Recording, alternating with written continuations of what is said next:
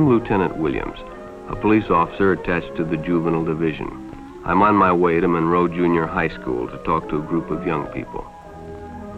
That looks innocent enough, doesn't it? Lots of young people hitchhike. Seems like a good way to get from one place to another. But sometimes there are dangers involved that never meet the eye. Let's take the case of Jimmy Barnes. Jimmy played baseball all afternoon and he didn't feel like walking home, so he decided to thumb a ride.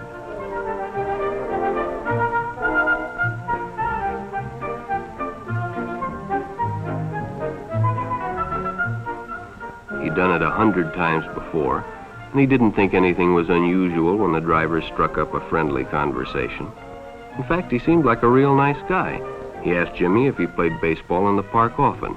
Jimmy told him they practiced 3 times a week and played a rival group on Friday afternoon. The stranger was a good listener, too, and it only seemed minutes before they pulled up in front of Jimmy's house.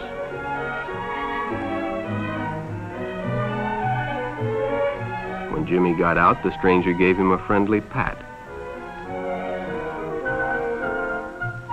Then he told him he'd see him again, as he always drove by the park on his way home.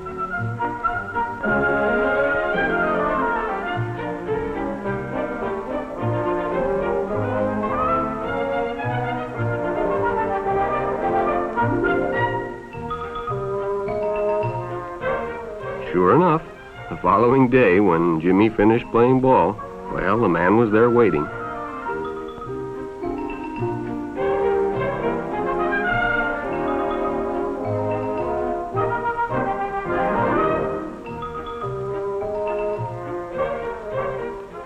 They stopped at a drive-in, and the stranger treated him to a Coke.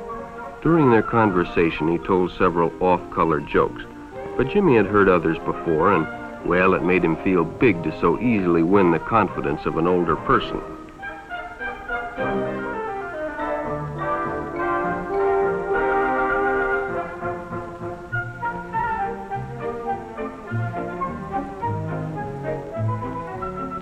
The following Saturday, they went fishing together. By now, they were using first names. Ralph said it was more friendly.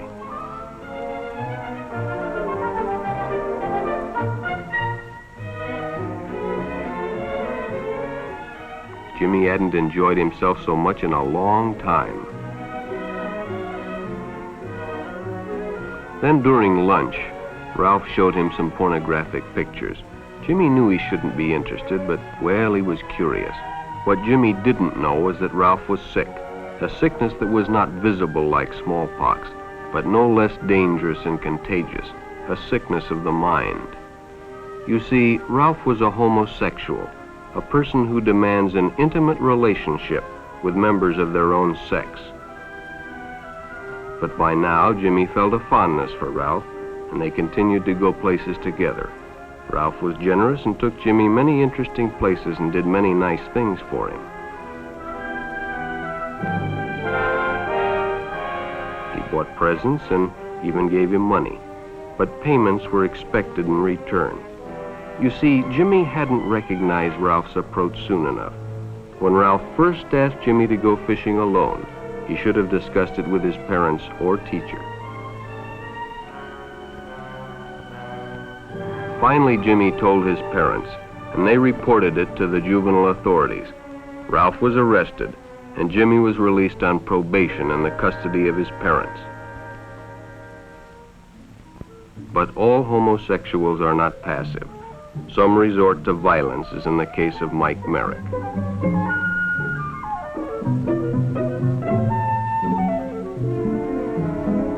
In the heat of competition, no one noticed the man who sat and watched. And when the game broke up and the others left, Mike decided to stay and practice a little longer.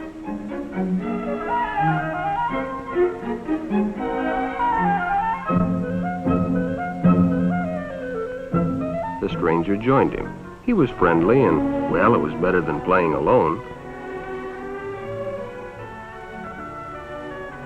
But after a few shots, Mike realized he had already overstayed his time and suggested he better leave.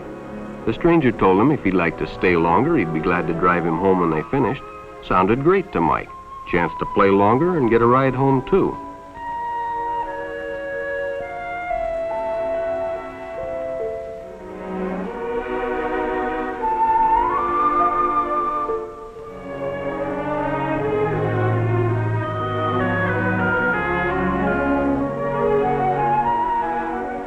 they finished, the stranger told him he'd make a fine player someday if he got lots of practice. The companionship, the praise, the friendly attitude dispelled any misgivings Mike might have had about going with a stranger. He probably never realized until too late that he was riding in the shadow of death. But sometime that evening, Mike Merrick traded his life for a newspaper headline.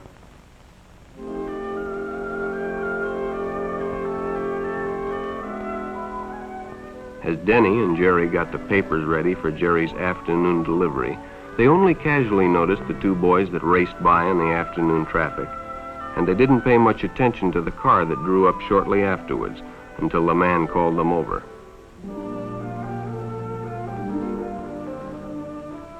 Had two boys been by on bicycles? The boys nodded they had. Could they recognize them if they saw them again? Well, Denny guessed he could. Then hop in, the man said. Those are stolen bikes. Without giving it another thought, Denny got in and the car sped away. Jerry watched. He'd been told many times, if a friend got in a car with a stranger, to write down the license number. It didn't seem to apply, but, well, fortunately, he marked it down.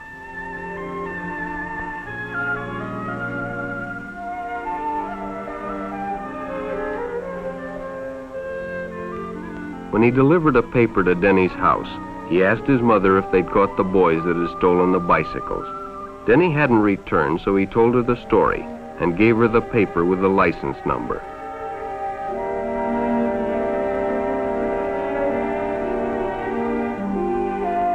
Being a careful parent, she decided to call the police.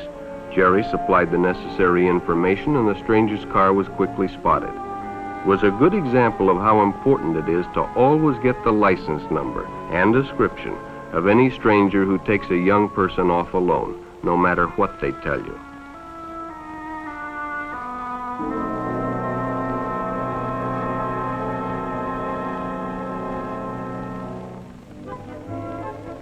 Public restrooms can often be a hangout for the homosexual. Bobby and his friends hadn't noticed the man who had been in the restroom when they changed, and as it was late, he suggested they take the shortcut under the pier, but the others preferred to take the more traveled way home.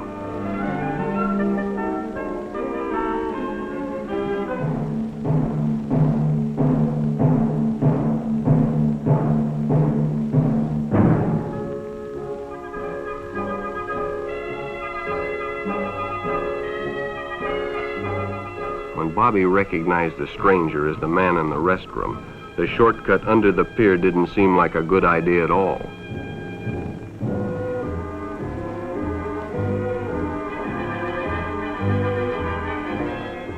After all, it's more fun to stay with your friends anyway. Bobby had made a wise decision. It may have saved his life. The decision is always yours, and your whole future may depend on making the right one. So no matter where you meet a stranger, be careful if they are too friendly, if they try to win your confidence too quickly, and if they become overly personal. One never knows when the homosexual is about. He may appear normal, and it may be too late when you discover he is mentally ill.